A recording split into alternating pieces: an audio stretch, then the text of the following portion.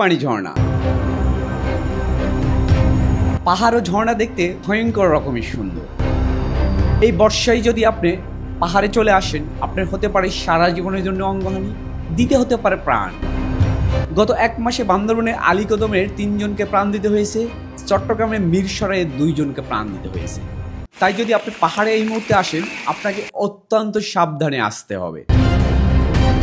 বাংলাদেশের রাঙ্গামাটি জেলার গইনে ধূপপানি ঝর্ণায় আমরা কোন পথে আসলাম, কোথায় কোথায় বাধার সম্মুখীন হলো, কি কি অবস্ট্যাকল হতে পারে, এইসব নিয়ে ভ্রমণ গাইডলাইন থাকছে।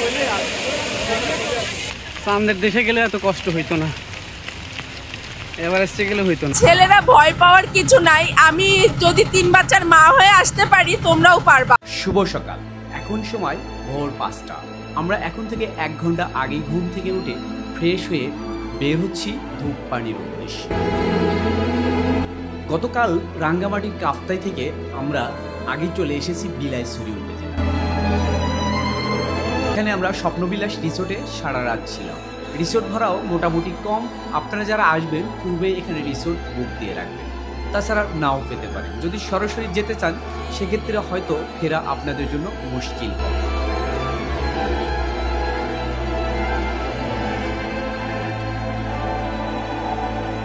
এখন সময় 5:30। ধূপপানির উদ্দেশ্যে নৌকায় আমাদের যেতে হবে। নৌকায় যেতে প্রায় 3 ঘন্টা, তারপরে রয়েছে ট্রাকিং। শুভ সকাল, আমরা ধূপপানির উদ্দেশ্যে যাত্রা শুরু করেছি ইনশাল্লাহ। আমাদের ভাইদের একটু মন খারাপ, জানি না কেন। দুর্দান্ত গতিতে আমাদের নৌকা এগিয়ে চলছে। এপাশে পাহাড়, এপাশে বিলছড়ি। এর মাঝে আমাদের সকালের নাস্তাটা সেরে নিলাম। আমরা এখানে স্থানীয় হোটেলে আগেই কিনে রেখেছিলাম খিচুড়ি, ডিম, আলু ভর্তা সহ মোটামুটি সকালের নাস্তা অনেক টেস্টি ছিল এবং মজাদার ছিল, যে কারণে সবাই মজা করছি। অলরেডি সূর্য উঠে গেছে। আপনাদের জ্ঞাতার্থে এটাও জানিয়ে রাখছি, আপনারা যখন এখানে আসবেন অবশ্যই ন্যাশনাল আইডি কার্ডের photocopy, student ID photocopy, local গার্জিয়ানের নাম্বার। এখানে সাধারণত মোবাইলের নেটওয়ার্ক খুব কম পায়, এয়ারটেল এবং রবি পায়। এজন্য আপনারা এই 2টা সিম সঙ্গে নিয়ে আসবেন। খেয়ে দিয়ে অনেকেই ঘুমিয়ে গেছে আর নৌকা এগিয়ে চলছে। আমার মূল উদ্দেশ্য প্রকৃতি দর্শন, আর প্রকৃতির এমন নয়নবিরাম দৃশ্যগুলো দেখছি, অত্যন্ত মজা পাচ্ছি, যেটার বলার কোনো সীমারেখা নেই। 1976 সালে বিলাইছড়ি থানা প্রতিষ্ঠিত হয়। মাত্র 4টি ইউনিয়ন, বিলাইছড়ি, ক্যাংরাছড়ি, ফারুয়া, বড়থলি। সর্বশেষ তথ্য মতে এই উপজেলায় জনসংখ্যার সংখ্যা মাত্র 28,525 জন। এর মধ্যে মুসলিম সংখ্যা মাত্র 15%, হিন্দুর সংখ্যা 1.88%, বেশিরভাগ হচ্ছে বৌদ্ধ যেটা 70%, এবং কিছু খ্রিস্টান এবং অন্যান্য ধর্মাবলী রয়েছে। আমরা যে নদী দিয়ে এগিয়ে চলছি এটি হচ্ছে রাইখং নদী। ইঞ্জিন চালিত নৌকায় আমরা ভিলেজ ধূপপানি গ্রামে যাব। সেখানকার লোকাল ভাড়া নেয় 80 থেকে 100 টাকা। তবে রিজার্ভ নিতে হলে এক্ষেত্রে 2 দিনের চুক্তিতে নিতে হয়, সেক্ষেত্রে অবশ্যই আপনারা দরদাম করে নেবেন। বিলাইছড়ি ঘাট থেকে আমরা দীর্ঘ প্রায় 3 ঘন্টার কাছাকাছি আমাদের নৌকাতে সময় লাগছে। তো আমরা চলে আসলাম। দাদা, এই জায়গাটার নাম কি যদি একটু বলতেন? ওলুছড়ি। ওলুছড়ি, হ্যাঁ, ওইটা হচ্ছে ওলুছড়ি ঘাট। আর নদীটার নাম কি, অর্থাৎ খালটার নাম কি? র্যাংখং। হ্যাঁ, র্যাংখং। র্যাংখং। র্যাংখং। এইটার নাম হচ্ছে র্যাংখং। এই যে ঘাটটা দেখছেন আপনারা, আমি পুরো ভিউটা আপনাদের দেখাবো। এটা অ্যাকচুয়ালি ওই যে বিলাইছড়ি থেকে আমরা যতটুকু দেখলাম আসছে। এদিকে কোথায় গেছে যদি একটু বলতেন? এদিকে গেছে কিনারে পারবা। পারবা, এটা কি রাঙ্গামাটির মধ্যেই, মানে নাকি খাগড়াছড়ি নাকি? ও জেলা রাঙ্গামাটি জেলা। এখন আমরা মূলত ধূপপানিতে যাব। এখান থেকে ধূপপানিতে নরমালি আপনাদের যেতে কেমন সময় লাগে যদি? আমার তো লাগে 1 ঘন্টা। তোমাদের, আমরা যারা বাইরে থেকে আসছি, তোমার লাগবে 2 ঘন্টা। ঠিক আছে, অসংখ্য ধন্যবাদ। আপনার নামটা কি হলো? সুনীল। এখানে বাঁশ পাওয়া যাচ্ছে, দেখা যাক আমরা বাঁশের কেমন কি। আমার নরমালি লাগে না বাঁশ, ইয়াংয়েরাও মানে বুড়ো হয়ে যায় পাহাড়ে আসলে। দাম কত করে দিচ্ছেন? 120 টাকা। 120 টাকা। অবশ্য তুলনামূলক দাম কম আর কি, আমাদের এগুলোতে আরো বেশি করে নেয়। আর বাঁশগুলো এত পুরাতন কেন? সবাই তো নতুন বাঁশ দেয় বিভিন্ন জায়গায়। এই কাকা আমাদের জনগণকে বাঁশ দিচ্ছে ফ্রিতে, না মেবি 10 টাকা করে নাকি? কাকা কথা বলে না, 10 টাকা না 20 টাকা? আচ্ছা 10 টাকাতে মূলত বাঁশ এখান থেকে ভাড়া নিতে হয়, ভাড়া নিয়ে যেতে হয়, পরবর্তীতে আবার দিতে হয় মাত্র 10 টাকা, যদিও ভেঙে গেছে। আর যারা খুব বেশি ট্রেকিং করার অভ্যেস রয়েছে তাদের বাঁশ লাগে না। তা আমার মতো যদি প্রচুর ব্যাগ থাকে বাঁশ ধরার আসলে জায়গায় থাকবে না। যাই হোক আমরা ডাব খাবো, তাতে দাম একটু কম হয় না দাম? হ্যাঁ অনেক দূর থেকে আসছি, আমার বাড়ি এখান থেকে মিনিমাম 800 কিলো দূরে। আপনারা 100 টাকা খাইলে তো ওগুলা 200 টাকা 150 টাকা করে খেতে হয় আপনাদের, আমি জানি।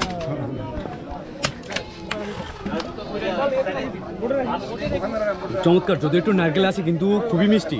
পাহাড়ি ডাব অনেক মিষ্টি। আমি সেন্ট মার্টিনের ডাবগুলো খেয়েছি, বাট এত টেস্ট না যতটা এগুলো রাখছে। দাদা এগুলো অ্যাকচুয়ালি কোথায় থেকে নিয়ে? পাহাড়ি? ও আচ্ছা, ওই যে আশেপাশে ডাব গাছ, এখান থেকেই মোটামুটি সুলভ মূল্যে পাওয়া যাচ্ছে।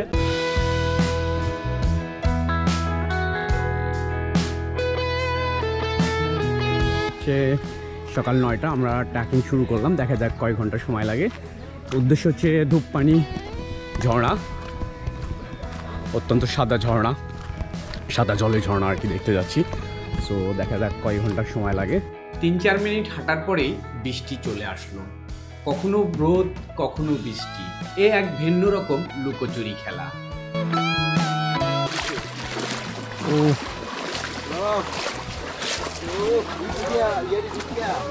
এই কাদাগুলো দেখতে সমতল ভূমির ন্যায় কাদা, তবে এখানে সমতলই বলা যেতে পারে।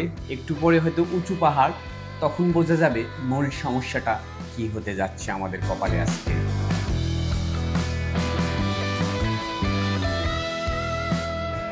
আমরা চলছি, এর মাঝে দেখছি বৃদ্ধ একজন পাহাড়ি মহিলা অনেক কিছু নিয়ে সে হেঁটে যাচ্ছে দিব্যি, অথচ আমরা ঠিকভাবে চলতেই পারছিলাম না। আজকের ট্রাকিংয়ে দেখছি অনেকেই জুতো ছাড়া এসেছে। এটা মোটেও ভুল করবেন না, পূর্বে থেকে অবশ্যই ট্রাকিং শু নিয়ে আসবেন, তাছাড়া পথে পথে আপনাকে বিপদের সম্মুখীন হতে হবে।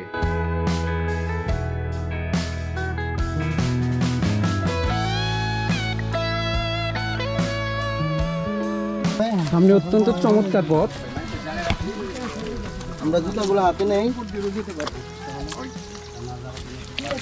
এদিক দিয়ে যাওয়ার মজাই আলাদা। ওয়াও ওয়াও, কিন্তু পা কেটে যেতে পারে। এই যে হলে পা, এই যে হলে পা। শর্ট একটা ভিডিও দেখে আমাকে একজন বলছিল গ্রামের লোকজন এগুলো সহজেই চলতে পারবে। আমি মনে করি গ্রামের লোকজনকে এখানে আনা হোক মোটেও সম্ভব না। গ্রাম বলেন আর শহরে বলেন, সমতল ভূমি আর পাহাড়ের মধ্যে কতটা ফারাক রয়েছে হয়তো যারা আসেননি শুধুমাত্র ভিডিও দেখে এই কথা বলছেন।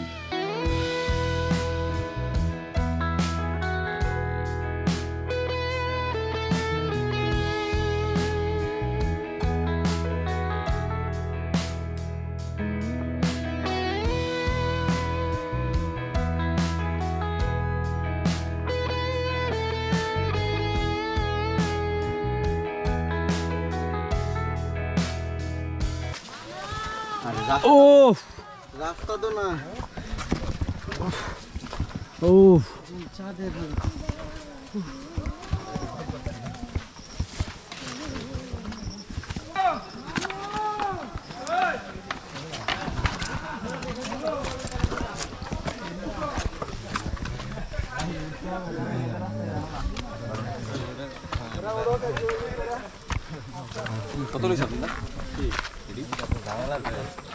আরে প্যারা নিয়ে না, যান যাইতে দেন না। এখন তো সব সিঁড়িতে উঠবে, এখন তো রাস্তা ওরকম নাই, কাদা নাই একদম।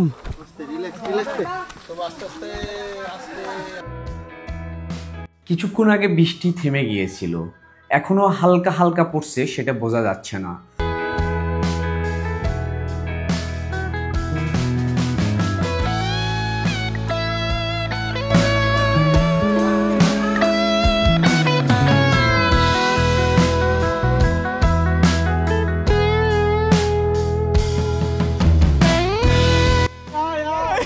पीछे कैसे कैसे कैसे बोला? अरे बहुत गैस है अंजना थैंक यू भाई কেনে হানি ফ্লাইওভার আছে হানি হানি না अंजना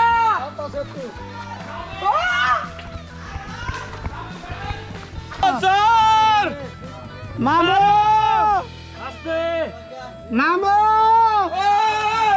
এই গাড়িতে দেখো আসেনি done.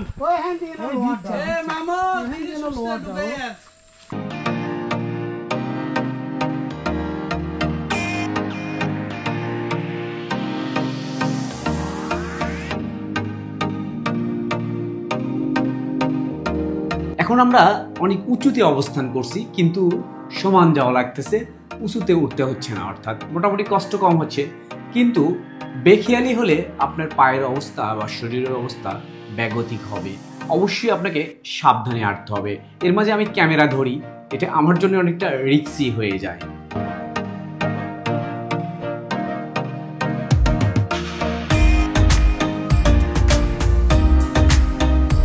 যেন মরার ওপর খাড়া, এক তো চলতে পারছি না, প্রচুর বৃষ্টি, মানে ঘামে গেছি, পাহাড়ি রাস্তা, এর মধ্যে বৃষ্টি শুরু হয়ে গেল গহীন পাহাড়ে। আর সবাই মোটামুটি আমাকে সেরে গেছে, সামনেতে কেউ নেই। আমি যদি দেখেন পেছনে বা সামনে আমি একাই, কারণ মাঝে মধ্যে শ্যুট নিতে পড়তে হতে মানে একাই নিতে হয়। বৃষ্টি শুরু হয়ে গেলে আর কেমনটা লাগে বলেন।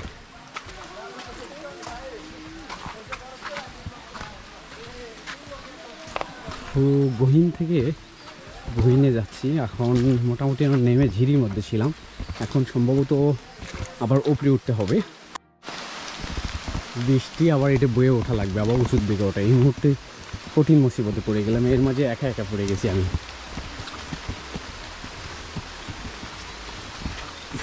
পুরো গ্রুপের সবাই আমাকে ছেড়ে চলে গেছে, বাট আমি পিছিয়ে পড়ে গেছি। আমার আগে পিছিয়ে কোনো ধরনের লোক নেই, এর মধ্যে এরকম পিচ্ছিল রাস্তা, আমি একাই চলছি। কি একটা করুণ অবস্থার মধ্যে, মানে কোনো সাউন্ডও পাওয়া যাচ্ছে না, কাউকে ডাকতেছি কেউ ডাকও শুনতেছে না। একা একা পিচ্ছিল পথ এই গহীন পাহাড়ে, এটা একটা উঁচু পাহাড়, এরপরে নিচের দিকে নামতে হচ্ছে। আপনারা জানেন যারা নিচে নামা কঠিন, এর মধ্যে হচ্ছে এরকম পিচ্ছিল হলে আরও কঠিন। প্রচুর টেনশনে পড়ে গেলাম, কি করবো আসলে ভেবে পাচ্ছি না, হাঁটতেও পারছি না, কেউ নেই, লাঠিটাও রাখে আসছি, আশেপাশে কোনো কেউ নাই। হারিয়ে গেলাম কিনা আমি জানি না, কোন দিক দিয়ে যাবো সেটাও ভেবে পাচ্ছি না। আপনারা দেখেন আবার নিচে কত দূর নামতে হবে জানি না আমি, কঠিন একটা মুসিবতের মধ্যে পড়ে গেলাম, আল্লাহ মালুম। আসলে পিচ্ছিল পথ, একা একা, মোবাইলের চার্জও শেষ হয়ে যাচ্ছে, আর এখানে তো সবচেয়ে বড় কথা যে নেটওয়ার্কও নেই। আমার রবির সিমও নেই, রবির সিমে একটু নাকি নেটওয়ার্ক পায়, সেটাও সাইটে, কিন্তু এখানে তো পাবি না, এখানে গহীন জঙ্গল। সো আমার মতো কেউ বিপদে পড়েন না, একা একা দলের সাথে থাকার চেষ্টা করবেন।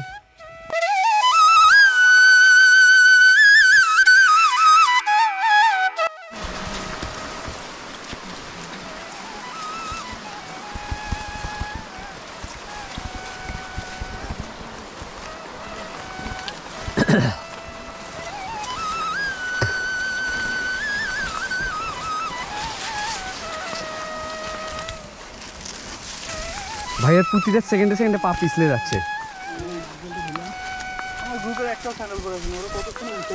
কে বুদ্ধি দিছে? একজনের দেখা পাওয়ার পর এরকম পিচ্ছিল রাস্তায় চলতে থাকলাম। সামনে এগিয়ে গিয়ে দেখি বিশাল এক বাহিনী। তখন মনে সাহস আসলো, কিন্তু গায়ে একটু শক্তি নেই, কারণ এরকম পিচ্ছিল পথ মোটেও পাড়ি দেওয়া সহজ না। দেখছি একজন ভাই পড়ে গিয়েছে, উনি আর উঠতে পারছে না, কোমরে প্রচণ্ড ব্যথা পেয়েছে ভাইটি। কয়েকজন ধরে তাকে তোলার চেষ্টা করছে মাত্র। দেখতে দেখতে আমরা ধূপপানি পাড়ার গেটে চলে আসলাম। আর পাড়ার শুরুতে এইরকম গেট থাকে। বৃষ্টি যেন আমাদের পিছু ছাড়ছে না, একটু পর বৃষ্টি আবার ভালো হয়ে যাচ্ছে। তা কতটা পথ ক্লান্ত হয়ে আসছি সেটা আসলে আপনাদের দেখাতে পারিনি বা ভিডিওতে তুলে ধরতে পারিনি, কারণ হাঁটার চরম রিক্সি ছিল, প্রচুর কাদা। তো আমরা ধূপপানি পাড়ায় আসছি, এখানে কিছু বাচ্চারা দেখি পানি বিক্রি করতেছে, তো খুবই টায়ার্ড, একটু পানি পান করে নেবো এখন, নিয়ে আবারও আমরা হাঁটা শুরু করে দেবো ইনশাল্লাহ। এটা হচ্ছে ধূপপানি গ্রাম আর কি, পাড়া বলা যায়। অ্যাকচুয়ালি প্রচুর বৃষ্টি, যতটা আশা প্রত্যাশা সব কিছু আস্তে আস্তে ম্লান হয়ে যাচ্ছে, বেশিরভাগ লোকজন চলে গিয়েছে। এর মাঝে এইখানে একটা আমরা মোটর সাইকেল দেখতে পাচ্ছি, কিভাবে আসলাম পুরো ফুটেজ আপনাদের তুলে ধরতে পারিনি, বাট মোটর সাইকেল দেখে আমি সত্যি অবাক হয়ে যাচ্ছি যে এই পাহাড়ে কিভাবে মোটর সাইকেল আসলো। মোটরসাইকেল মালিক কথা বলার জন্য মোটেও আগ্রহী হয়নি।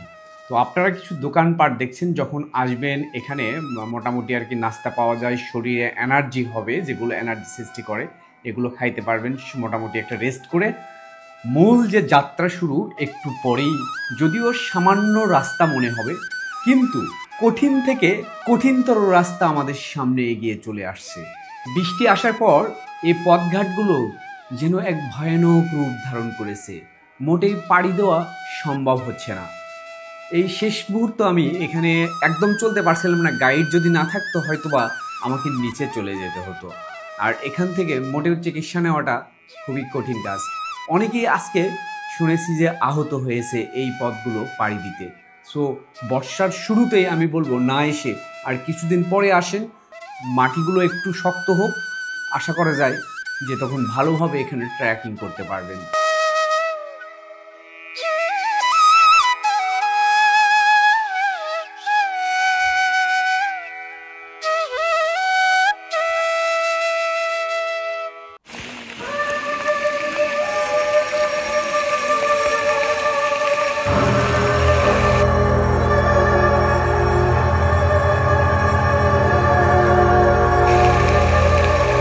যারা বিশেষ করে ইসলাম ধর্মের অনুসারী তারা জানেন যে শেষ বিচারের দিন ফুলসিরাত পাড়ি দিতে হবে।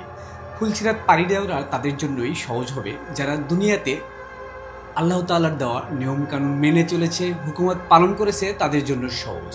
আর যাদের কঠিন হবে তাদের জন্য যারা দুনিয়াতে আল্লাহর হুকুম মানে নাই। এটা যদিও ফুলসিরাতের সাথে কোনো ন্যূনতম তুলনা নেই, তবে অনেক খারাপ পাহাড়, বৃষ্টি হয়ে এত পরিমাণ কাদা রয়েছে, আপনি এই দড়ি ধরেই যাওয়া যাচ্ছে না, নর্মালি কিছুতেই যেতে পারবেন না, পাহাড়িরাও যেতে পারছে না। সো এটা পাড়ি দেওয়া অনেক কঠিন।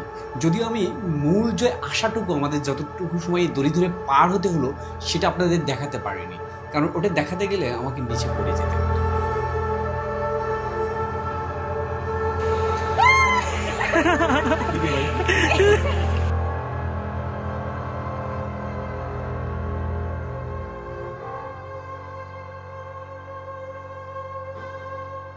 জীবনের সবচেয়ে কঠিনতম ট্রেল বলতে হবে অনেকের জন্য। প্রথমত বৃষ্টি হওয়ার কারণে এটা একদম খারাপ পাহাড় ছিল, সেটা অতিক্রম করে আমরা যাচ্ছি।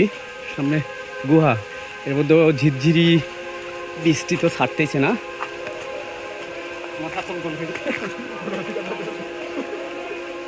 আর একটু পরে গেলে আমরা কাঙ্ক্ষিত সেই ধূপপানি।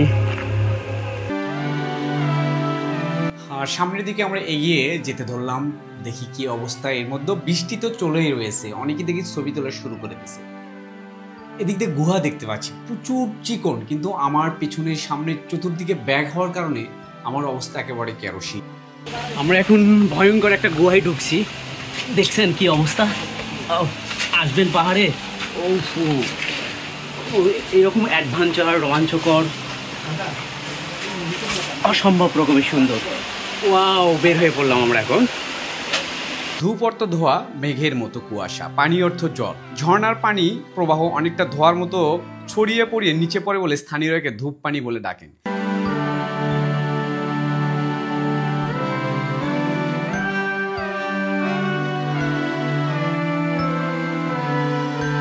ধূপপানি ঝর্ণা লোকচক্ষুর অন্তরালে থাকলেও 2000 সালের দিকে এক বৌদ্ধ ধ্যান সন্ন্যাসী গভীর অরণ্যে ধূপপানি ঝর্ণার নিচে ধ্যান শুরু করেন। প্রথমে তিনি এই জায়গায় এক নাগারে প্রায় 3 মাস 7 দিন ধ্যান করেন। পরে স্থানীয় লোকজন জেনে ওই বৌদ্ধ ধ্যান সন্ন্যাসীকে দিনের নির্দিষ্ট কিছু সময় বা উপলক্ষে সেবা করতে গেলে এই ঝর্ণাটি জনসম্মুখে পরিচিতি লাভ করে। সমতল থেকে এর উচ্চতা 150 মিটার। এতে নানা ধরনের বিভিন্ন প্রাণী রয়েছে, ওপরে শুকুর, বনবিড়াল, সাপ বিচরণ করে। যদিও ভেতরে সাপ ছিল, আমি অনেকেই দেখেছে, আমি যাই নাই বেশ কিছু কারণে। এই ঝর্ণার পানি অনেক দূরে থেকে পাওয়া যায়, তবে এখন বর্ষা হচ্ছে, এর অপরূপ সৌন্দর্য আরও যেন ফুটিয়ে উঠছে।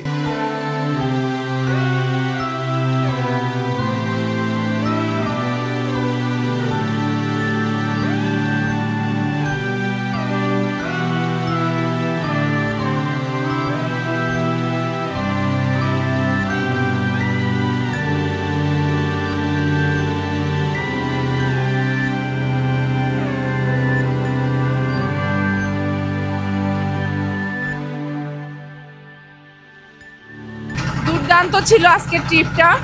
মানে আমি অনেক দিন থেকে এরকম খুঁজতেছিলাম যে মন মতন কোনো গ্রুপের সাথে আসলে যেতে পারতেছিলাম না। আর আজকে হোস্টদের ব্যবহার খুব ভালো লাগছে। আর আমরা যারা সব একসাথে আসছি ওরা সবাই অনেক ফ্রেন্ডলি ছিল। ট্যুরটা মোটামুটি ট্রেকিংটা ভালোই লাগছে। আসার সময় খুব বিরক্ত লেগে গেছে কাদার জন্যে। আর হলো তবে খুব এনজয় করছি। আসতে ভয় পায়, বাট এখন আপনি মেয়ে মানুষ হয়ে এসেছেন, ছেলেদের উদ্দেশ্যে কি বলবো? ছেলেরা ভয় পাওয়ার কিছু নাই। আমি যদি 3 বাচ্চার মা হয়ে আসতে পারি তোমরাও পারবা। আর কিছু বেস্ট অফ লাক। আমরা আসছি মূলত কেবিটির পক্ষ থেকে, আর কেবিটির সম্মানিত অ্যাডমিনিস্ট্রেটিভ ভাই হাবিবুর রহমান ভাই, তার মুখে আমরা যেহেতু শেষ করে আসছি, তার মুখে আজকের অভিজ্ঞতা একটু শেয়ার করেন ভাইয়া।